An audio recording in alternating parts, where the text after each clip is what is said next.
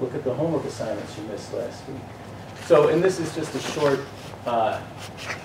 you know, taking a look at it, and it has, kids haven't seen this graph. This is just really something that, you know, you have hunches. Oh, I don't think that kid did his homework very well, and look at the grade. And I don't have the data together, but I think looking at second quarter with the same students, it'll be interesting to see, you know, if there's some changes in some of the ones, and to see if that actually improves their academic grade, because that's the goal. When you talk with students and you say, oh, study harder, well, what does that mean? What does work harder mean?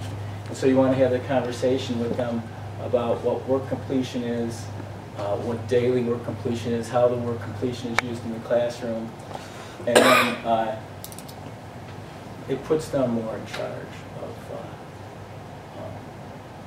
seeing the correlation between hard work and achievements, and that's the only place. Well, that's it. So, Bill, just so everyone is clear, on the far left, that 73.18, that would be the score that student got for the quarter average. For reading and writing. Right, and then the bar going up to a 2 would be that it was, you know, at least want the kids to shoot for a 3 would be kind of your... A 2 is not good, okay, because that means you've missed a considerable amount of assignments or partial completions. And that doesn't include parent signatures and things like that. That's actual classwork. And language arts would be a subject that there's going to be a good amount of homework that we, you know, can rely on. So anyway, this was just, I'm going to give one example to the board to see, you know, we're getting better data, more data. It you know, defines things better for students and for parents, and you know, it's a work in progress. But as we learn more about, you know, what type of analyses are helpful, you know, we can provide even further information. I think this tells a pretty clear story, right? But did I hear you correctly that you're going to try, sort of over time, to show longitudinally for the same student that, hey, you know, you got better with your homework practice and what have you. And for me too, I think that it's with them you can have the conversation, because they take care of their data.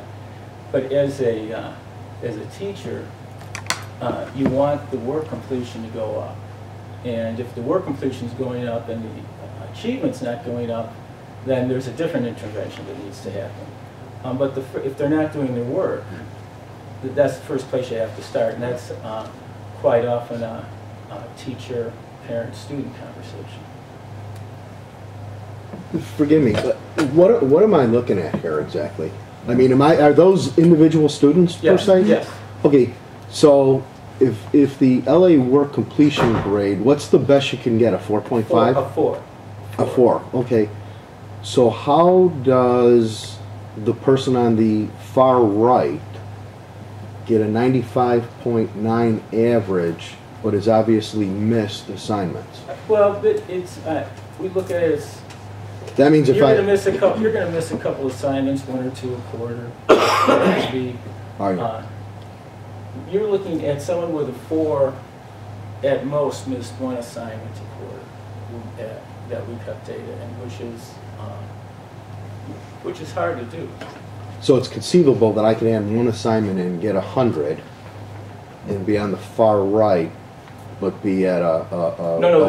Those are assessments, right? This is the assessments and the classroom here. This has only to do with academics, and this is only to do with work completion.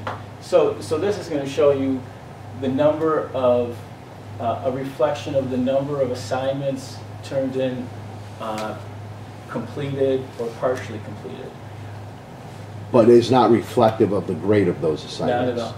Okay, okay. And in fact, homework assignments, is district policy, is it's not part of the academic grade anymore. So it's completely separate. And you know what you'll say to students, of like, the only place success comes before work is in the dictionary. And I think you have to get their mindset that, especially at the 4th grade level that you don't study, you're going to do poorly.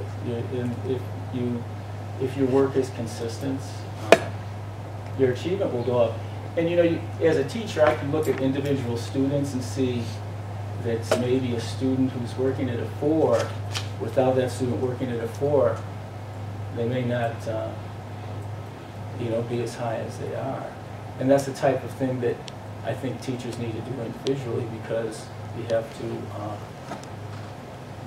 kind of get in the mindset of the child so that you can help them do that. Thanks, Bill. Okay, well, but I would like to acknowledge all of our curriculum coordinators who've been very supportive. We work as a team to make this presentation and that kind of thing. So I do want to thank all of them for being now to the 3rd board meeting this year. And I know that's not a thing we typically did in the past, but I do think we have so many new things going on, and I do think the board needs to be as informed as possible. And I'm hoping that the cross-section of things we've presented are giving the board a good idea of what is going on, and you know, would certainly solicit any board feedback on, you know, the next schedule update is in May. One of the things we'll be talking about there is data we're collecting on further attempts. We will again have another area. We haven't decided yet on what assessment area we would show. So that's the next opportunity to you know, kind of fill the board in on what's happening here. All right. So, Courtney, I'm sure Thank you all. You want to for stay coming very this much evening. item, but you Appreciate can it. Thank you. Okay. Next item, Finance Advisory Team Report. We have Nora Joyce is here from William Blair. We appreciate your presence, and I don't know if you got the notice from Elizabeth that you didn't need to be here right at 7, but you were, so you've been through Very patient. an hour and a half of our meeting so far. I'm sure you have no other place that you'd rather have been during that time.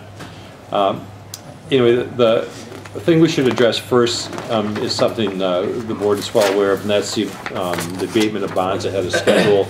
The proposal from the advisory committee is to abate $750,000 from fund balance this current year. So the way it would work is the board would discuss this evening and would need to make the decision final, and then that sets in motion a bunch of paperwork that we did last year in order to make sure that this results in the tax relief as listed below. So if we go ahead with this, a homeowner with property valued at $300,000 would receive a reduction of $104.47. For a property valued at $500,000, the reduction is approximately $178.62.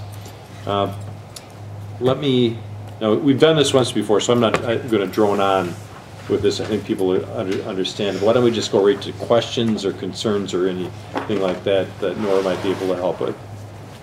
Do we have the numbers for this year and what the reductions were? Do you remember? Based on the 500,000? Based on the 500,000. What was the? Based on 300,000, it was approximately 66 rounding. It's at 0.07 cents. This year, what was it for this year? Abatement. 66. Do you remember, Matt? I did an exact calculation that was sent to the board. The 6617, the impact. Right. Yeah, that was what I was it's looking for. on Thank the you. spreadsheet. I looked and I did Yeah. that. Thank you very much. All right. So my one question then. All right. So 6617. I just remember when we initially had this conversation with Elizabeth Hennessy, one of the things she had cautioned us about was a lot of fluctuations.